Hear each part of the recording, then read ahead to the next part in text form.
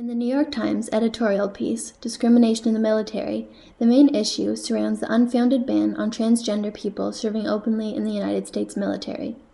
Transgender discrimination in the military is a prevalent gender issue, specifically in the United States. It has been up for discussion during the U.S. presidential debates and discussed in popular culture. For example, British talk show host John Oliver dedicated an episode of Last Week Tonight to transgender rights, putting a special focus on discrimination in the military. The article, written by the New York Times editorial board, responds to an interview with the former U.S. Secretary of Defense Chuck Hagel on ABC's Political Affairs program This Week. The New York Times article argues for lifting the ban on transgender people serving openly in the military.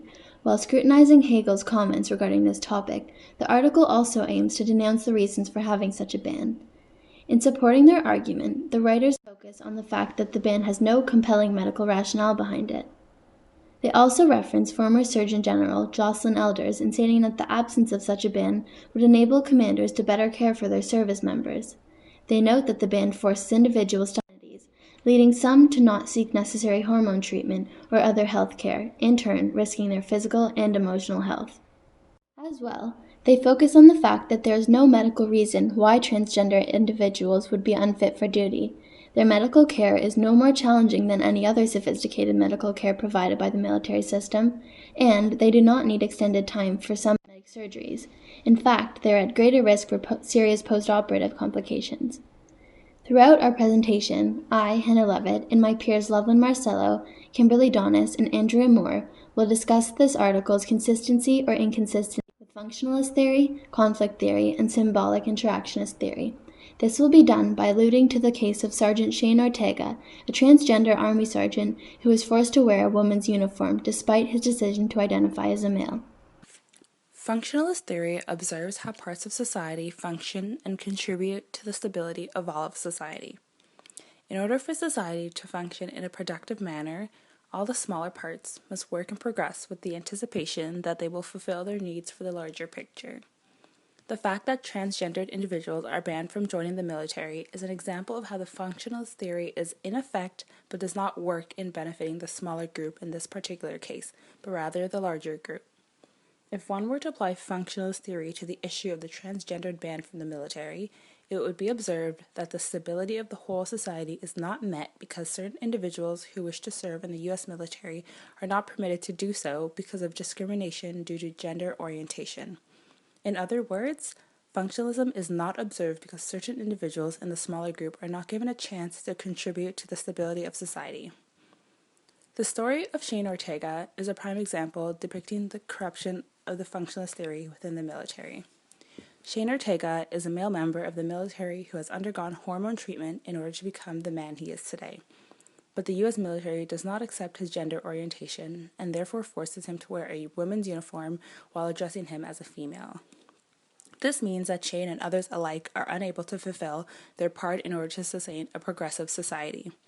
In the case that the functionalist theory does not produce order, then society must restructure itself in order to progress. If all goes well, the parts of society produce order, stability, and productivity. If all does not go well, the parts of society then must adapt to recapture a new order, stability, and productivity.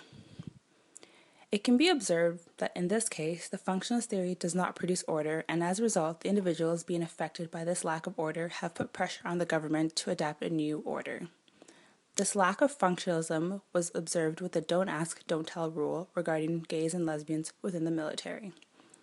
The group of individuals discriminated by the don't ask, don't tell forced the government to recapture a new order which accepts homosexuals to serve in the military, therefore sustaining their role in the functionalist society. In a perfectly functionalist society, all individuals would be able to join the military. This would then benefit the U.S. government, who now have a substantial amount of people driven to join and fight in the U.S. military. This then means that all of society is better protected with a strong, equal, discrimination-free military. I will now discuss conflict theory and its relevance to this issue. According to the New World Encyclopedia, in sociology, conflict theory states that society or an organization functions so that each individual participant and its groups struggle to maximize their benefits, which inevitably contributes to social change, such as political changes and revolutions. This particular theory highlights the role of power and its influence on social order. Karl Marx's idea explains that social groups vie for economic resources and that social order is established by superiority of power. It is controlled by those with a strong political influence and those who obtain high economic and social resources. In keeping with this theory, we can relate certain aspects to the discrimination of transgendered participants in the military. In the American military, there's a hierarchy that must be followed and respected. A private must follow the orders of a corporal and anyone above them. A corporal will always respect the directives of a sergeant, who would never dare disrespect a warrant officer's decisions led by a captain, and so on. There are specific levels and ranks that remain honored within the military because no one dare intervene with the order of power. This is the same case with conflict theory. The example of the proletariat versus the bourgeoisie is an ideal example. The bourgeoisie, even being the minority in the 19th century, had power over society since being the owners of major factories, producing resources that everyone needed. The proletariat, which was the majority, had labor to offer to those factory owners, but they weren't being compensated nearly enough. Marx suggested that in a society, if one group exploits another group economically, this will lead to its own destruction. Going back to Shane's case, he cannot freely do as he pleases because he must follow a certain order of command. In other words, he is the proletariat that is being mistreated. Shane cannot openly express his true self and must follow certain constraints to remain in the military, such as wearing a woman's uniform. Those who obtain a high position, for instance Defense Secretary Chuck Hagel, who represents the minority, have significant say in what can be changed in regards to policy, but choose to avoid the situation. Therefore, those of lower rank, Shane and 15,000 other transgendered military participants, must deal with the restriction of freedom. These types of situations lead to protests and revolts, also known as a form of destruction within society. Next, Andrea Moore will now be discussing symbolic interactionism and how it is apparent consistently in the editorial Discrimination in the Military and in today's society. Firstly, symbolic interactionism focuses on individuals and the anatomy of their behavior. That behavior and attitude can depend upon how individuals perceive, define, or construct their social world. In the editorial, it is said that roughly 15,000 individuals hide their true identities in order to serve and fight for their country. As stated in Military Times by Patricia Keene, in 2011, lesbian and gay troops were openly allowed to serve in the military, whereas the ban against transgender still stands because gender dysphoria, a term for those who believe they are one gender but born into the body of an opposite gender, was characterized in Defense Department policies as a mental health disorder incompatible with military service. It has been said that complex medical and logistical issue could preclude transgender people from serving in austere combat conditions. Due to the heightened discrimination, many transgender people either deny or are denied the necessary hormone treatment or other medical care, such as Ashley Diamond, further explained in the editorial board. Moving forward, Chelsea Manning, arrested as Bradley Manning, won the right to hormone treatment while she was in prison through National Security Leak and pressured lawsuit.